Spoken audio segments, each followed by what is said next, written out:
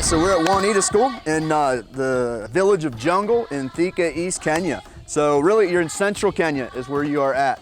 We'll go through the big gate and takes you into the school. 3 years ago, this was just a dream. It was an empty field. But Juanita and Patrick had a vision of building a school here for kids, but there was no water, no electricity, and no school. We drilled the well, we ran the electricity, and now there's a school called Juanita School. This is a high school for girls 9th grade on. We opened our doors on January the 14th, 2020. We have 16 students, we have 5 teachers, and we are moving on all right. The beginning is usually the hardest part, but we are coping. All right, here we go. Let's come on in. The main hall. The students are actually in class over here. You might be able to hear them singing.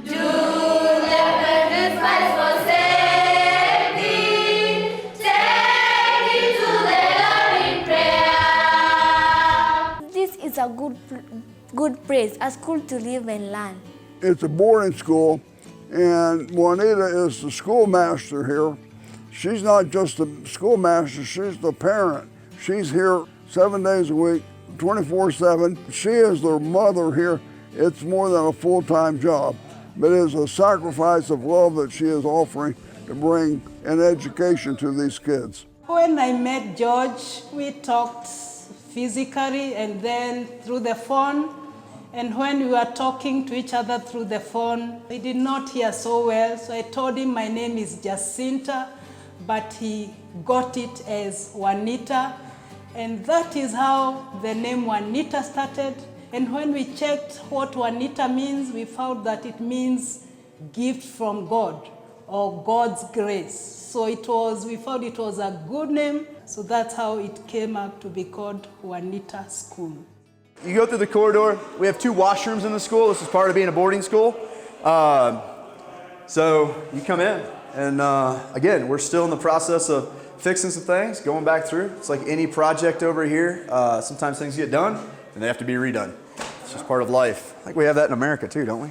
We're the Gibbs family. I'm Jeremiah. This is my wife, Sarah, son, JJ, and then Liberty Grace. So our family arrived here December 29th of just this past year. So we're just before New Year's, and we are here until April 17th. So we're here for the term. It's the first school term. They have trimesters here, so we're here for the first semester. We originally saw George at our church, Baldwin Baptist in Baldwin, Missouri, and my father had recently passed away, and we had gotten a little bit of money from that, and I felt like we needed to use it in a good way, and so we got with George, and originally we were going to help him just dig a well, but he introduced us to Patrick and Jacinta. And from there, we kind of decided we wanted to help with this project. And so we were able to provide the funds to bring the power to the school originally. And so that's how we got started with this. We're here to serve. I'm actually the CRE teacher. I'm the religion teacher for the school, and I'm serving as the pastor for the school for its initial opening, just to help them get through. This is one of the coolest parts. We're wrapping it up right now, but we actually have a legit science lab here. So we have sinks, just like you would have back home. We're working on getting the things like the beakers and stuff like that, so we can actually do some chemistry experiments and stuff. But we actually have a science lab. One of the parts to this school that everybody that comes here, including the students and the teachers, think is awesome is we have a library. We have novels, we have fictional, nonfiction, inspirational.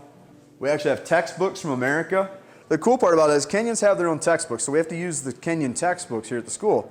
But Kenyan textbooks are very simple, paperback, thin books. They can go through and use the diagrams and pictures and examples that are in these books that their textbooks lack. Does it make you happy to learn? Yes, Why? because I can be able to achieve my goals. Okay. What goals do you have? When I grow up, I would like to be a lecturer. A what? A lecturer. Lecturer? Yes. You want to talk in front of people? Yes. They get up about 5 and they begin schoolwork, then homework or whatever. They almost immediately go to the classroom and start working on things like that. And then they start classes at 8. The students actually take 12 classes at a time. From 8 to 4 is class. They get a tea break. Kenyans love their tea. So they take a tea break around 10:30. That lasts about 20 minutes. And then lunch is at 11:15. And then back to class for the afternoon. Classes end at 4. And then myself and the teachers are here from 4 to 5. We stay 1 hour after class. That is their time. If they need to seek out a teacher, the students can come seek out a teacher to help them. We learn very well. We have fun with Mr. Gibbs and his family. I like it because when I'm here, I feel at home. How much do you like being here? 100%. 100%? I like it because we have good education here and we are learning very good and still it's a good school. So we have 16 students here now, our first semester. If we were not here, they would have no school to go to, no future to look forward to. So we offer an education that will hopefully prepare them for university, a job after they graduate, or we also teach farming techniques. An individual with an acre of land and a hoe can become a commercial farmer, so that it will prepare them for later life. So we're gonna head upstairs now. Upstairs is where the dorms are for this building, and it's also where some more classrooms are. So you've got 5 more classrooms up here, another washroom, and 3 more dorm rooms that we're not even using right now.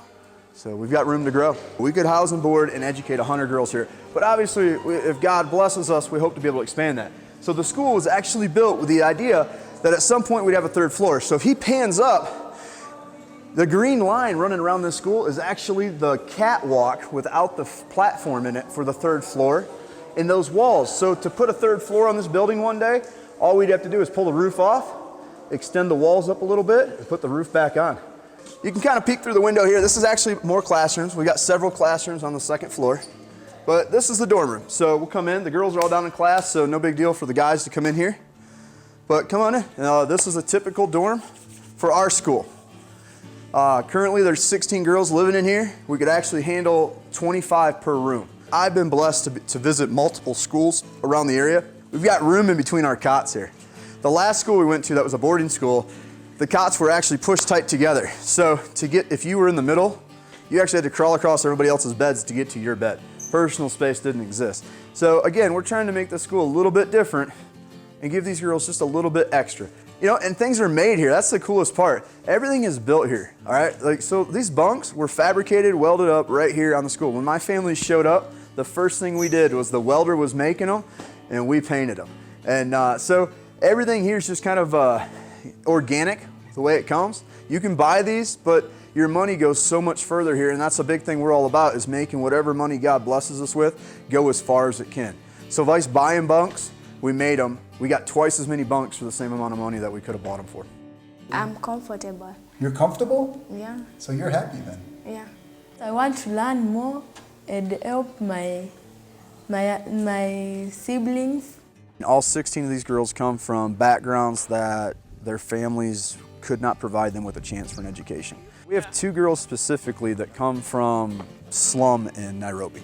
It's actually the largest slum in Kenya. And when we describe a slum, you can't. I mean, it's shacks just crammed together, made out of barn tin, wood, scraps of wood, burlap sacks. No bathrooms, no kitchens. Yeah, it's kind of built on a hill, so the sewage and stuff waste just runs down the hill. So being here at this school is, I mean, it's a total different life that these girls are getting. Do you like it here? Of course, I like it very much. Good. Why do you like it so much? I like it because I feel like I'm home. Because other people who are in boarding school say that school are boring, that they are treated bad, but here, I'm feeling good. We have like 4 pillars that holds the school of our education system in this school. One is clean water, and we intend to give this village clean water.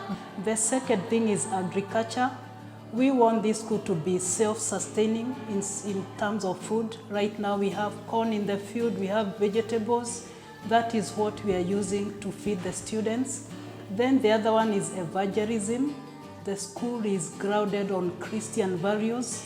We want our students to grow up knowing about God, about Jesus, morals. Everything to God in prayer. Then the last one is education, the fourth pillar. We are giving them education.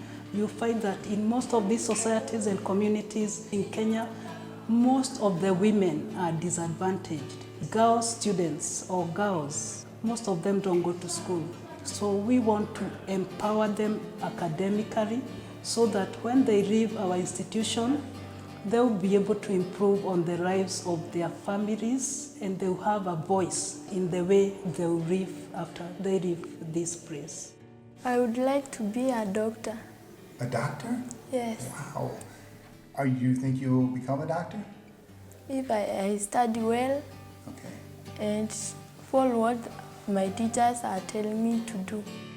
Right now, we only have the basic things for the students. The uniforms, they only have 2 skirts and 2 blouses and a sweater, 2 pairs of socks. The books, they are sharing 1 book per 7 students, so we don't have enough textbooks. Our laboratory is empty. We don't have any laboratory equipment. And also the building is still not complete. You've seen our toilets, there is only 1 door, the others don't have doors. So there is so much going on that we'll use when we get money that has been donated. You can adopt a student for $100 a month, and it's a tax-deductible gift, and every dime, there's no administration fee or anything. The whole money comes straight to the school to support the students. It means their food, their tuition, their education, that takes care of them totally. And helps pay the teacher's salary. And our teachers are great servants of God. They get paid a total of $200 a month. So it's not a money-making organization, but it sure is a life-giving organization. Truly, the best way to support this school is to adopt a girl, to sponsor a student and take her through 4 years. It's $100 a month, it's $1,200 a year. That's tuition, boarding, food, everything. Our family has Mercy. She was the very first student that showed up here. She actually showed up 2 days early. So we're gonna adopt Mercy. We're gonna take Mercy all the way through school. It's $100 a month. When we get home from here, that's me saying, okay, the Gibbs family, 1 night a month, we'll skip going out to dinner at a restaurant. And if I do that, Mercy gets a great education. I don't know what she'll do with her life. I don't know what she'll do, if she'll go to the university, if she'll just get a job after high school, but it guarantees she gets to go to high school.